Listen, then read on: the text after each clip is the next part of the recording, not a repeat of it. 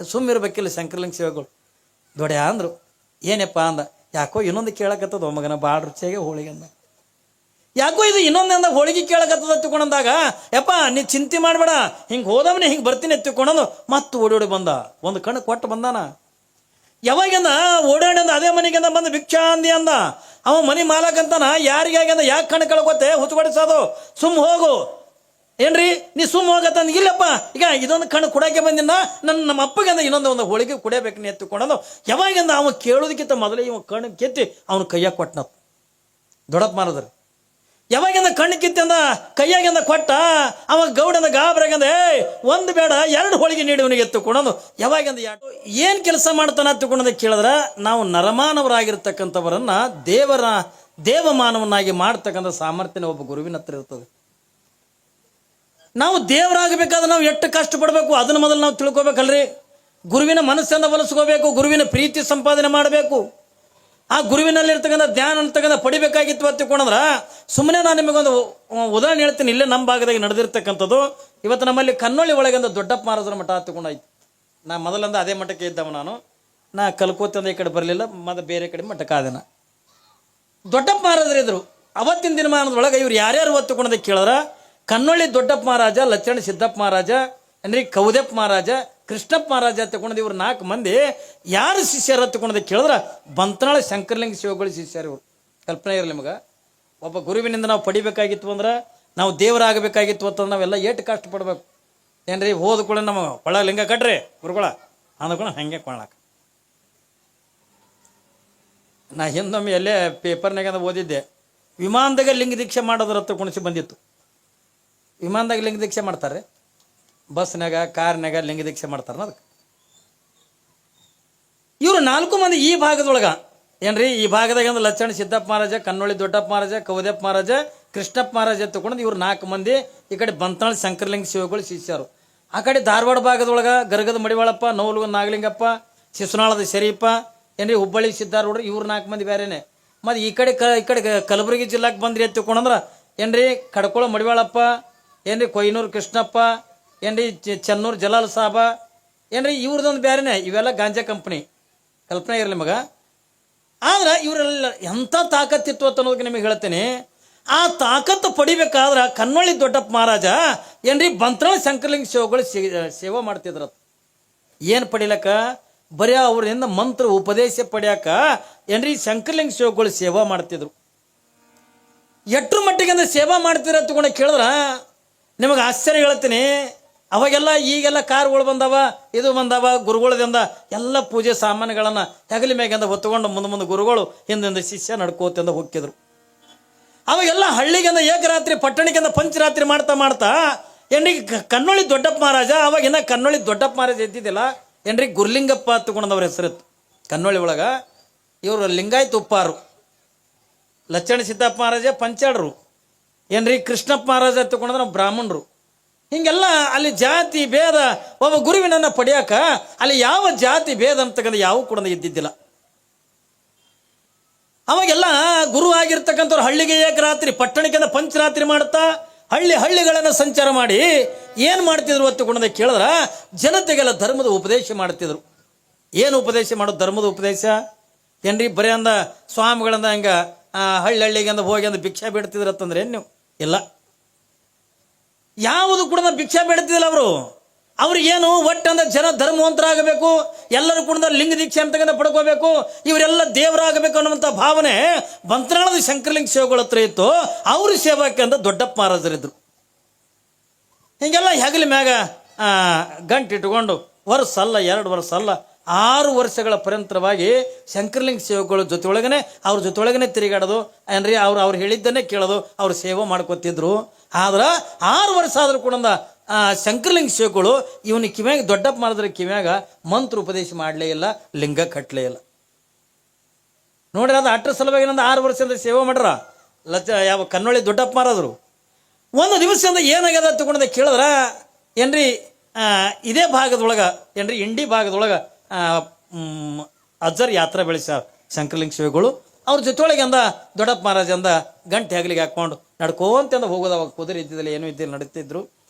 ಯಾವಾಗ ಒಂದು ಊರು ಬಂತಲ್ಲಿ ಏನ್ರಿ ಮಹಾರಾಷ್ಟ್ರ ಬಾರ್ಡ್ರದೊಳಗೆ ಒಂದು ಊರದ, ಒಂದು ಊರು ಬತ್ತು. ಆ ಊರು ಬಂದ ಬಳಕ ಆ ಗುರುಗಳು ಅಂದರು ಗುರುಲಿಂಗೆ, ಅವ್ರ ಹೆಸರು ಮೊದಲು ದೊಡ್ಡಪ್ಪ ಮಹಾರಾಜ ಇದ್ದಿಲ್ಲ, ಲಚ್ಚಣ ಸಿದ್ದಪ್ಪ ಮಹಾರಾಜ ಅವ್ರಿಗೆ ದೊಡ್ಡಪ್ಪ ಹತ್ತಿಕೊಂಡದ ಹೆಸರು ಇಟ್ಟಿದ್ದು.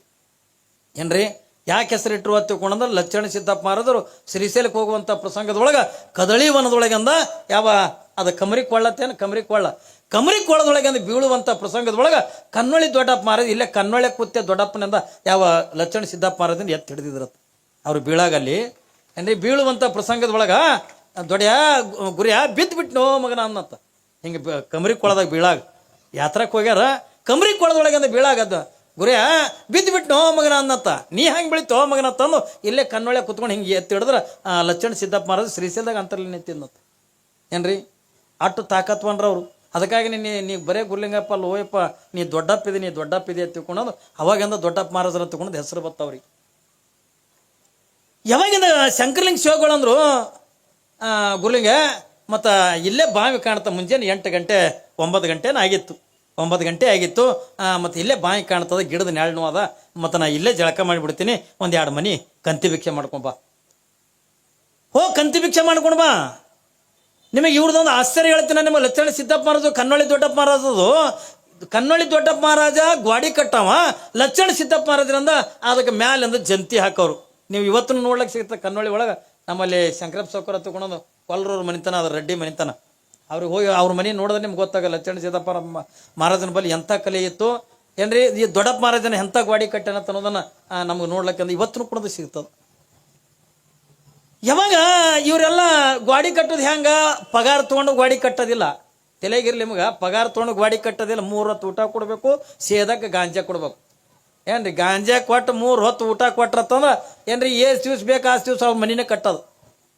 ಲಚ್ಚಣ ಸಿದ್ದಪ್ಪ ಮಹಾರಾಜರು ಹಂಗೇನೆ, ಅವನು ಯಾರ ಬಲ್ಲಿ ರೊಕ್ಕ ತೊಗೊಂಡಿಲ್ಲ, ಜಂತಿ ಕೆಲಸ ಮಾಡಿದ್ರ ರೊಕ್ಕನೇ ತೊಗೊಂಡಿಲ್ಲ. ಅವರು 3 ಹೊತ್ತು ಊಟ ಏನ್ರಿ ಬಿಟ್ರಿ ಅಂದ ಇದೇನಂತೀವಿ ಗಾಂಜಾ ಕೊಟ್ರ ಸಾಕು ಅವ್ರ ಮನಿದೆ ಅಂದ ಜಂತಿ ಇದು ಮಾಡವು. ಅಂಥವ್ರು ಇವರೆಲ್ಲ ಇವ್ರು ರೊಕ್ಕಕ್ಕಾಗ್ಯಂದ ಆಸೆ ಪಟ್ಟವರಲ್ಲ, ಬಂಗಾರಕ್ಕಾಗ್ಯಂದ ಆಸೆ ಪಟ್ಟವರಲ್ಲ. ಏನ್ರಿ ಕನ್ನೊಳ್ಳಿ ದೊಡ್ಡಪ್ಪ ಮಹಾರಾಜರು ಹಿಂಗೆ ಇಷ್ಟುದ್ದದ ಚಿಲಿಮಿ ನನ್ನ ನಮ್ಮಲ್ಲಿ ಜಗಲಿ ಗದಿಗೆ ಮ್ಯಾಗ ಅದ ಮಡ್ದಾಗ. ಏನ್ರಿ ಆ ಇಟ್ಟುದ್ದು ಚಿಲಿಮಿ ಹಿಂಗೆ ಒಂದು ಸಾರಿ ಒಂದೇ ದುರಿಗೆ ಜೊಗ್ಗಿ ಬಿಟ್ರೆ ಹಿಂಗೆ ಬ್ಯಾಟ್ರಿ ಬೆಳಕು ಬಿದ್ದಂಗೆ ಬೀಳ್ತಿತ್ತ. ಏನ್ರಿ ಮುಂದೆ ಬ್ಯಾಟ್ರಿ ಬೆಳಕು ಬಿದ್ದಂಗೆ ಅಂದ್ರೆ ಬೀಳ್ತಿತ್ತು. ಒಂದೇ ದುರಿಗೆ ಅಂದ್ರೆ ಜಗ್ ಹಿಂಗೆ ಕೈಯಾಗ ಹೊಡೆದ್ರೆ ಅವ್ರು ಸೇದಿರ್ತಕ್ಕಂಥ ಗಾಂಜಾದ ಪುಡಿಯ ನಿತ್ತಲ್ಲ ಅದೆಲ್ಲ ಬಂಗಾರದ ಹಾಕಿತ್ತ, ಮಕ್ಕಳಿಗೆಲ್ಲ ಕೊಡ್ತಿದ್ರತ್ತ. ಏನ್ರಿ ಬಂಗಾರ ಹಾಕಿತ್ತದ ಬೂದಿ. ಅಂಥ ವ್ಯಕ್ತಿ ದೊಡ್ಡಪ್ಪ ಮಹಾರಾಜರು. ಯಾವಾಗ ನಿಮಗೊಂದು ಆಶ್ಚರ್ಯ ಹೇಳ್ತೀನಿ, ದೊಡ್ಡ ಮತ್ತು ಗುರುಲಿಂಗನ ಇಲ್ಲೇ ಬಾವಿ ಅದ, ಸ್ನಾನ ಮಾಡ್ತೀನಿ, ನೀವು ಹೋಗಿ ಅಂದ ಭಿಕ್ಷೆ ಬಿಡ್ಕೊಂಡು ಬಾ. ಹೂನಪ್ಪ ತಿಳ್ಕೊಂಡಂದು ಇವ ಗುರುಲಿಂಗಪ್ಪ ಮಹಾರಾಜ್ ಹೋದನು. ಯಾವಾಗಂದ ಹೋಗೋದ್ರೊಳಗೆ ಒಂದೇ ಮನೆಗೆ ಹೋಗ್ಬೇಕು ಅನ್ನೋದ್ರಾಗ ಆ ಮನೆ ಶೃಂಗಾರ ಮಾಡಿದ್ರು. ಇಡೀ ಮನೆಗೆ ಅಂದ ತಳಿರು ತೋರಣ ಕಟ್ಟ್ಯಾರ, ಬಾಳೆ ದಿಂಡು ಕಟ್ಟ್ಯಾರ, ತೆಂಗಿನ ಗರಿ ಅದು ಕಟ್ಟ್ಯಾರ. ಅವ್ರ ಮನೆಗೆ ಏನೋ ಕಾರ್ಯಕ್ರಮ. ಯಾವಾಗಿಂದ ಏನೋ ಕಾರ್ಯಕ್ರಮ. ಮತ್ತು ಇವನು ಸಾಧು, ದೊಡ್ಡಪ್ಪ ಮಹಾರಾಜನು ಕೂಡ ಸಾಧುನೇ. ಯಾವಾಗಿಂದ ಇವ ಏನು ಮಾಡ್ದ, ನೇರವಾಗಿ ಅಂದ ಅವ್ರ ಮನೆ ಮುಂದೆ ಹೋಗಿ ನಿಂತು ಭಿಕ್ಷಾಂದೇಹಿ ಅಂದ. ಯಾವಾಗಿಂದ ಭಿಕ್ಷಾಂದಿ ಎತ್ತುಕೊಂಡು ಅಂದಾಗ ಅವಾಗಂದ ಮನೆ ಎದುರಿಗೆ ಅವಾಗ ಮನೆ ಗೌಡ ಕಟ್ಟಿಗೆ ಅಂದ ಕುಂತಿದ್ದ, ಮನೆಗೆ ಹೆಣ್ತಿ ಕರೆದ.